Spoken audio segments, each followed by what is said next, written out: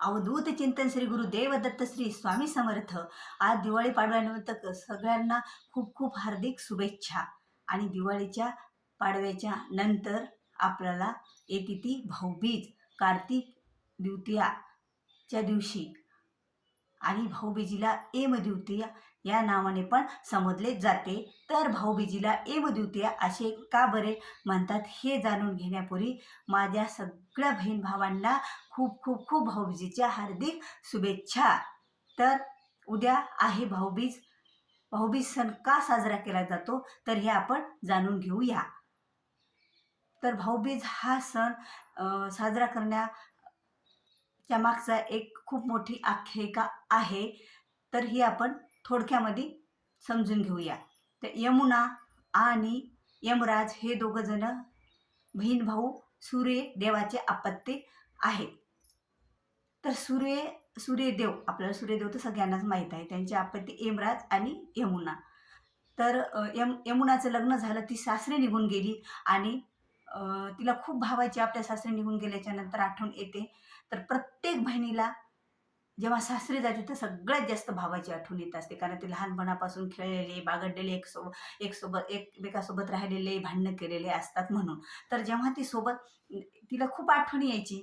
मग तिला आठवण यायची, पण यमराजाला काही वेळच भेटला नाही तिच्याकडे जाण्यासाठी. मग तो एक दिवस यमराजा आपल्या बहिणीकडे गेला आणि या भावाला पाहून बहिणीला खूप आनंद झाला. तिनं तिचं खूप चांगल्या रीतीनं भावाचं स्वागत केलं.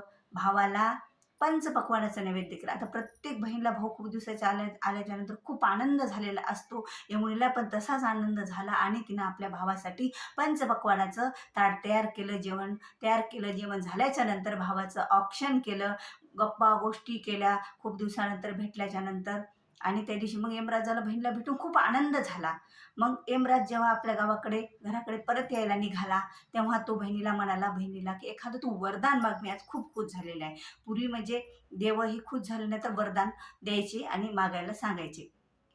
तर यमुनेनं आपल्या भावाकडून, यमराजाकडून हे वरदान मागितलं की हे यमराजा, आजच्या दिवशी जे बहीण भाऊ एकमेकाला भेटतील, स्नेहानं, जिव्हाळ्यानं, आपुलकीनं ते आज राहतील, बहीण ही भावाचं औक्षण करील, त्या भावाला दीर्घ आयुष्य मिळू दे.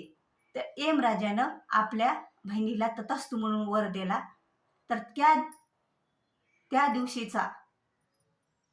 दिवशीचा आपल्याला शुभ संकेत म्हणून बहीण आणि भावाचा हा उत्साहाचा, स्नेहाचा, जिव्हाळ्याचा भाऊबीज हा सण आपण सगळेजण साजरा करत असतो. तर भाऊबीज हा सण सगळे आपापल्या वेगवेगळ्या पद्धतीने साजरा करतात. पण हा सण साजरा करण्यामागील पण शास्त्रोक्त एखादी पद्धत असते आणि ही जाणून घ्या. ती शास्त्रोक्त पद्धत कोणती आहे तर त्या दिवशी काय करायचं, कणकीचे दिवे करायचे. कणकीच्या पिठामध्ये आपण हळद टाकायची थोडीशी चिमूटभर आणि त्याचे 2 दिवे बनवायचे आणि 2 मुटकुळे बनवायचे. तर ते मुटकुळे कसे बनवतात, दिवे तर सर्वजणांना बनवता येतात, तर काही जणांना मुटकुळे पण माहीत नसतील. तर आजकालच्या नवीन मुलींना असे मुटकुळे वगैरे काही माहीत नसतात, त्यांना आपण सांगूया. ज्यांना माहीत असतील त्यांनी पण ऐकून घ्या. तर मुटकुळे हा आपल्या पिठाचं असं छोटंसं पीठ घ्यायचं, त्याचा लंबगोल करायचा, आपल्या हातावर ठेवायचा आणि हातानं असं त्याला असं हे करायचं, मूठ अशी बांधायची. मग त्याचा एक मुटकुळ्याचा खूप छान आकार तयार होतो आणि तो आपल्या ताटात ठेवायचे. 2 दिवे ठेवायचे आणि दिवे तर ते आपल्याला कणकेचे वाळायचे.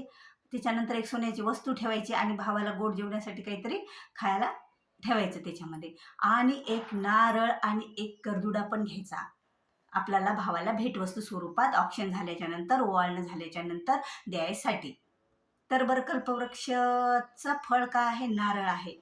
मग नारळ का द्यायचं तर ते कल्पवृक्षाचं फळ असल्यामुळं आपल्याला नारळ द्यायचं आहे. तर नारळाला असा करदुडा सर्वांना माहीत असेल. आता कुणीकडे काय म्हणतात काही नाही, का असा लांब धागा असतो करदुडा, त्याला तो पुरुषांच्या कमरेला बांधला जातो आजच्या दिवाळीच्या दिवशी असं म्हणतात, किंवा भाऊबीजच्या दिवशी ते बहिणीनं भावाला संरक्षण स्वरूपात दिलेला असतो कमरेला बांधायसाठी. जेव्हा आपण राखी पौर्णिमेला राखी बांधतो भावाच्या संरक्षणासाठी, तर हा करदुडा भाऊबीजच्या दिवशी आपण भावाच्या संरक्षणासाठी दिलेला असतो बहिणीनं भावाला. तर ते करदुडा हा नारळाला असा गुंडाळायचा आणि द्यायचा ते औक्षण झाल्याच्या नंतर. तर आता हे ऑप्शन झालं आपलं. आपण करदुडा देऊन नारळ दिलं. मग नारळ का बरं द्यायचं? नारळ हे कल्पवृक्षाचं फळ आहे आणि च्या झाडाप्रमाणे माझ्या भावाचं ऐश्वर्य, दीर्घ आयुष्य हो भाऊ, ऐश्वर्य वाढो, त्याला प्रत्येक गोष्ट त्याच्या मनासारखी मिळो, त्याला यश, प्रगती, सर्व सर्व तो त्याच्या मनोकामना पूर्ण होत, असं प्रत्येक बहिणीला वाटत असतं. हे द्यायचं. पण हे भावाला ओवाळण्याच्या औक्षण करायच्या अगोदर आपल्याला चंद्राला ओवाळायचं आहे. चंद्रदेवतेला सर्व भगिनी ओवाळू शकतात. सगळ्या भगिनींना भाऊ असतो, पण काही काही भगिनीला भाऊ नाही. ते आपण याच्या स्वरूपात, भावाच्या स्वरूपात चंद्रमामाला भावाच्या स्वरूपात समजून त्याला अगोदर ओवाळायचं. त्यांनी ओवाळायचं, पण प्रत्येक बहिणीनं पण चंद्र स्वरूपात भाऊ समजून अगोदर चंद्राला ओवाळायचं. चंद्राला ओवाळायच्या नंतर त्याच थालीनं, त्याच ताटानं आपल्याला आपल्या त्या भावाला पण ओवाळायचं. मग भावाचं औक्षण झालं. भावाला आपण करदुडा बांधून दिलेला, ते नारळ दिला. मग नंतर बहिणीनं काय करायचं? यमराजाला प्रार्थना करायची की हे यमराजा, औक्षण झाल्याच्या नंतर डोळे मिटून खरंच प्रार्थना करायची, हे यमराजा, की माझ्या भावाला दीर्घ आयुष्य दे, माझ्या भावाचं यश, प्रगती, सगळं आयुष्य त्याला भरपूर मनोकामना त्याच्या पूर्ण होऊ दे, तो प्रगतशील होऊ दे, असं याला यमराजाला प्रार्थना करायची. पण आवर्जून सगळ्या बहिणींना आपल्या भावासाठी यमराजाला प्रार्थना करायची आहे. कारण यमराजानंच त्या दिवशीचा दिवस हा यमराजासाठी खूप विशेष महत्त्वाचा होता. बहिणीला भेटल्याच्या नंतर तो खुश झाला होता, त्यामुळे तो आपली प्रार्थना त्या दिवशी नक्कीच ऐकणार. तर ही आवर्जून प्रार्थना यमराजाला करा आपल्या भावाच्या दीर्घ आयुष्यासाठी. हे झालं इथपर्यंत.